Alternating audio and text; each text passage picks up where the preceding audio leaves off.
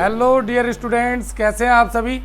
आप सभी का स्वागत है एक बार फिर से आपके अपने चैनल पोल साइंस गुरु राकेश ठाकुर पर। फ्रेंड्स, डियर स्टूडेंट्स, आज मैं लेकर आया हूं चैप्टर 4 से एक और नया टॉपिक, नेपाल की डेमोक्रेटिक सिस्टम। यानी किस तरीके से नेपाल में पहले एक मोनार्की स्टेट था और बाद में किस तरह से वो डेमोक्रेसी की तरफ बढ़ा। आज हम इसके बारे में इस वीडियो के अंदर डिस्कस करेंगे।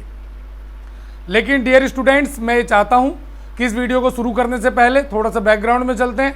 आप सभी जानते हैं कि स्टार्टिंग से ही नेपाल के अंदर मोनार्की स्टेट रहा है, यानी राजतंत्र रहा है, राजाओं का शासन रहा है।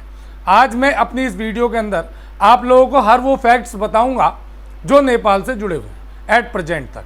यानी किस तरह से नेपाल में मोनार्की स्टेट रहा, कैसे वहां पर डेमोक्रेसी के लिए प्रोटेस्ट चलाया गया, कब वहां पर डेमोक्रेटिक सिस्टम स्टैब्लिश हुआ, कब वहां पर राजा चेंज हुआ, कब वहां पर रिप्रेजेंटेटिव हाउस जो है वो डिसॉल्व हुआ, कब वहां पर दोबारा प्रो डेमोक्रेसी के द्वारा रिप्रेजेंटेटिव हाउस को लाया गया, कब वहां पर पूरी तरह से कॉन्स्टिट्यूशनल मोनार्की खत्म हुई, किस तरह से डेमोक्रेटिक सिस्टम आया, अपना कॉन्स्टिट्यूशन बना नेपाल का। इन सभी टॉपिक्स के बारे में आज हम डिस्कस करेंगे अपनी इस वीडियो में डियर स्टूडेंट्स। और इस वीडियो को शुरू करने से पहले मैं एक बात आप लोगों से कहना चाहूँगा कि अगर आप लोगों ने अभी तक इस चैनल को सब्सक्राइब नहीं किया है तो आप बेल आइकन को दबाकर इसे सब्सक्राइब जरूर कर लें, ताकि आने वाली सारी वीडियोस और जो मेरी पिछली वीडियोस हैं वो सभी आप लोगों तक पहुंचती रहे। और साथ ही साथ आज मैं इस वीडियो के लास्ट में एक और इम्पोर्टेंट अनाउंसमेंट करूंगा, तो इसीलिए आप लोग इस वीडियो को ज़रूर देखें, पूरा देखें, ताकि आप लोगों को भी वो अनाउंसमेंट पता लग सके। तो चलिए आज के अपने इस वीडियो को शुरू करते हैं कि monarchy and democratic system in Nepal. Nepal के अंदर राजतंत्र और डेमोक्रेटिक सिस्टम किस तरह से साथ साथ चला है, हम वो इस बारे में इसमें आज डिस्कस करेंगे। तो सबसे पहला पॉइंट है फ्रेंड्स कि Nepal was a monarchy Hindu kingdom in the beginning. जैसे कि मैंने आपको बताया अभी कि नेपाल जो है वो स्टार्टिंग से ही एक हिंदू किंगडम रहा है और वहां पर मोनार्की स्टेट रहा है, राजाओं का शासन रहा है, राजतंत्र रहा है। लेकिन वहां पर धीरे धीरे चेंजेस आने शुरू हुए। सबसे पहला in 1990 king Birendra accepted the demand for a new democratic constitution in response to pro democracy movement। यानी वहां पर जो प्रो डेमोक्रेसी मूवमेंट चला 1990 में, तब वहां पर वहां के जो राजा थे उस समय के किंग बीरेंद्र, उन्होंने कॉन्स्टिट्यूशनल डेमोक्रेसी को एडॉप्ट करने की बात को एक्सेप्ट किया था इन 1990 में। उसके बाद from sometimes there was a triangular conflict between the monarchist force, the democrats and the Maoist. यानी काफ़ी समय तक, लंबे समय तक जो है वहाँ पर जो मोनार्किस्ट थे उनके बीच, जो डेमोक्रेट्स थे उनके बीच, और माओइस्ट, ये ट्रायंगुलर रहा है। यानी तीन तरह के लोग रहे हैं नेपाल के अंदर जिन्होंने अपनी अपनी बात रखने की कोशिश की है। इन तीनों के बीच जो है ट्रायंगुलर कन्फ्लिक्ट जो है काफ़ी लंबे समय तक चलता रहा। माओइस्ट अपनी बात रख रहे थे, डेमोक्रेटिक जो है वो डेमोक्रेसी लाने की बात रख रहे थे, जबकि मोनार्किस्ट जो थे, जो राजा के फेवर में थे, वो ये चाहते थे कि वहाँ पर जो है मोनार्की स्टेट ही रहना चाहिए डियर स्टूडेंट्स। तो उसके बाद in 2001 king Birendra and his family was killed and his brother Gyanendra became the king. यानी 2001 में एक डिनर का आयोजन किया गया था किंग बीरेंद्र के द्वारा, जिसमें उनकी पूरी फैमिली जो है आई थी गेट टुगेदर के लिए डियर स्टूडेंट्स। और उसमें ये रीज़न पता नहीं लग पाया कि किसने किया, वहाँ पर गोलियाँ चली और सबके सब जो है पूरी फैमिली जो है ख़त्म हो गई। पूरी फैमिली को ही किसी ने मार दिया। सिर्फ उनका एक ब्रदर जो है, कज़न ब्रदर, वो बच गया जिंदा पूरी फैमिली से, पूरे राजा की फैमिली से, जो बाद में राजा बना जिसका नाम था ज्ञानेंद्र। तो 2001 में वहाँ के एक नए राजा आए जिन्हें हम ज्ञानेंद्र के नाम से जानते हैं। इन 2002 king dismissed the elected government and implemented absolute monarchy. यानी 2002 में राजा ज्ञानेंद्र ने वहाँ की जो इलेक्टेड गवर्नमेंट थी उस गवर्नमेंट को डिसॉल्व कर दिया, पार्लियामेंट को खत्म कर दिया और सारी पावर्स जो है अपने हाथों में ले ली। यानी पूरी तरह से उन्होंने फिर से एक बार मोनार्की स्टेट को स्टैब्लिश वहां पर कर दिया नेपाल के अंदर।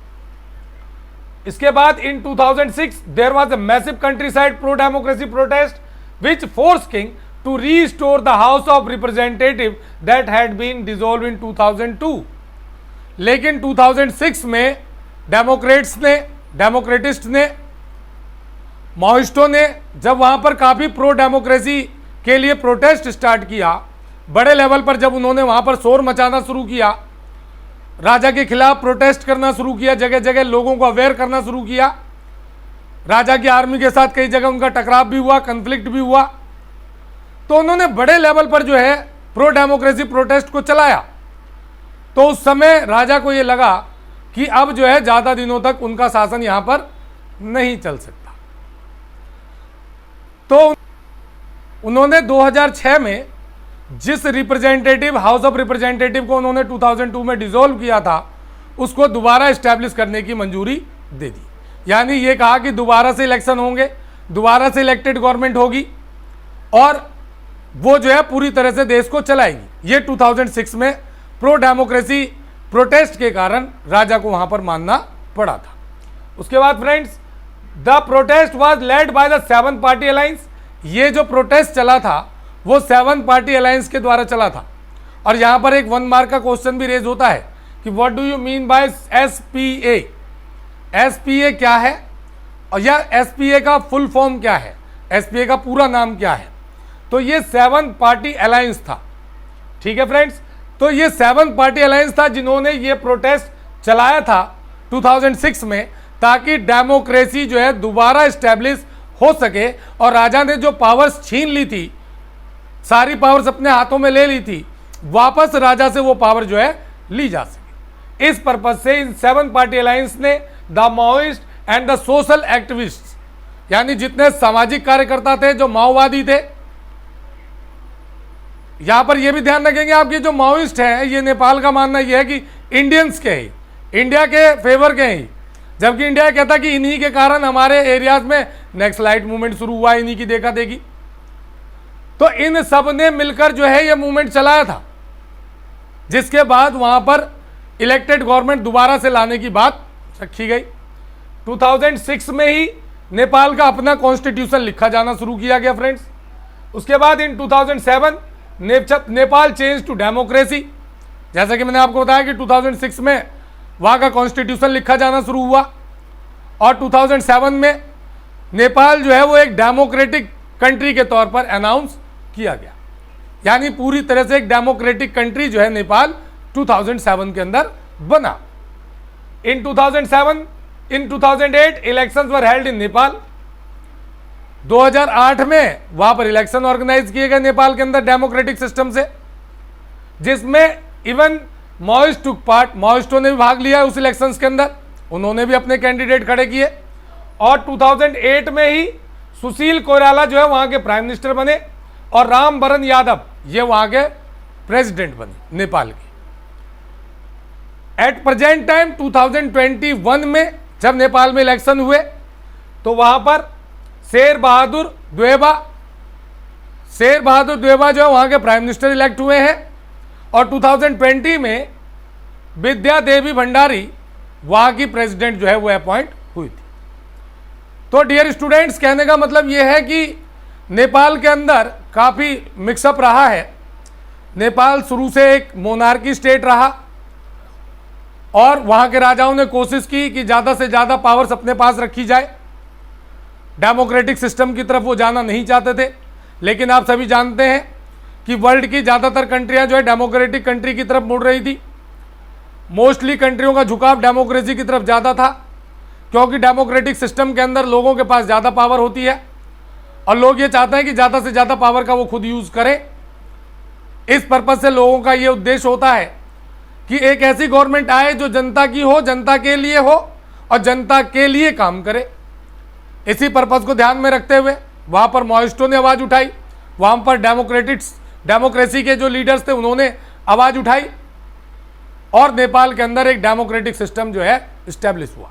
यानी 2008 के बाद से नेपाल के अंदर डेमोक्रेटिक सिस्टम जो है चला आ रहा है। तो फ्रेंड्स, आज की इस वीडियो में नेपाल से रिलेटेड इतना ही। और जैसा कि मैंने आपको बताया था कि इस वीडियो के लास्ट में हम एक अनाउंसमेंट करेंगे, तो अब हम अपने इंस्टाग्राम चैनल के ऊपर अपने इन सभी नोट्स को जो है देने वाले हैं। तो इसीलिए जो लोग हमारे इंस्टाग्राम के पेज से नहीं जुड़े हुए हैं वो पोल साइंस गुरु राकेश ठाकुर के नाम से इंस्टाग्राम पेज से जुड़ें, जिसका लिंक मैं इस वीडियो के डिस्क्रिप्शन में डालूंगा। वहाँ पर आप इन सभी चैप्टर्स के जितने भी पीछे वीडियोस मैंने बनाए उन सभी के नोट्स वहाँ पर आपको हैंड रिटन मिल जाएंगे और इजी लैंग्वेज में मिलेंगे, जिससे कि आप इजीली उसको याद कर सकें, समझ सकें और अच्छे तरीके से लिख सकें। तो यही अनाउंसमेंट मैंने करने की बात कही थी आज। तो आप सभी जो है इंस्टाग्राम पेज पर जुड़े हमारे चैनल से। और चलते चलते एक बार फिर से आप लोगों से ये कहूँगा कि जो लोग इस वीडियो पर नए हैं वो बेल आइकन को दबाकर इसे सब्सक्राइब जरूर करें, लाइक करें, कमेंट करें और ज़्यादा से ज़्यादा शेयर करें, ताकि आप सभी तक मेरी और भी वीडियोस पहुंचती रहें।